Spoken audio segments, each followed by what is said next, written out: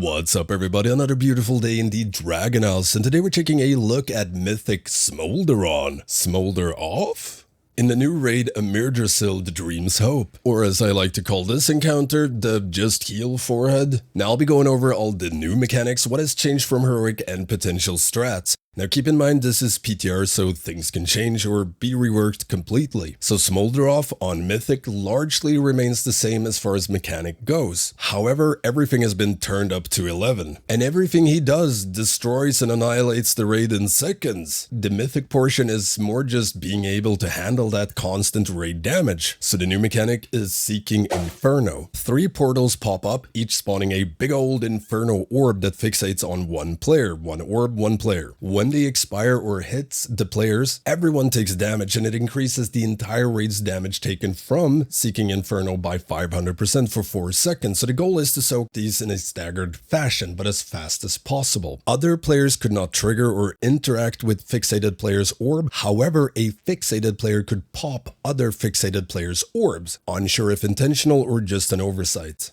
Now on top of this, Seeking Inferno is currently a private aura.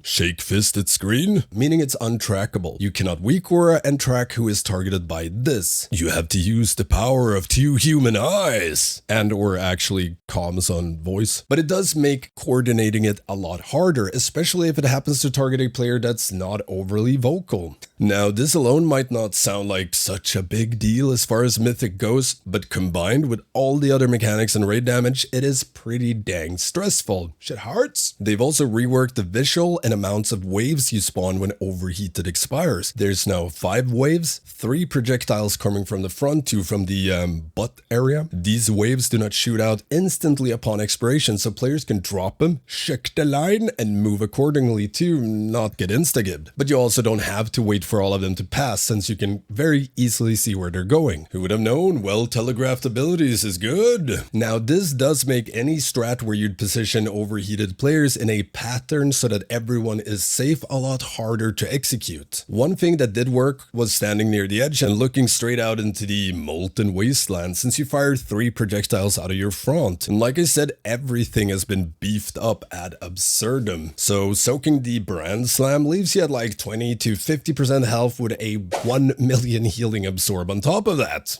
Heal! Whilst there's fiery waves shooting out everywhere, boss spawning lava swirls, brand slammed players dropping swirls. When the absorb is healed, the brand tank blowing up dealing raid damage, and a few seconds after that you get your Seeking Inferno that you need to soak as soon as possible, or they'll overlap with the next set of brand slams and overheated. It's fine, it's fine. Now currently you got 2 sets of each mechanic before intermission, which also means if you're slow with soaking the second set of Seeking Inferno, you'll have to kite/deal with them during the intermission, which is not only an insane DPS/healing loss, but the raid also melts from the usual raid damage during intermission, so adding in an Inferno explosion is not gonna be great. Talk about your burning sensation.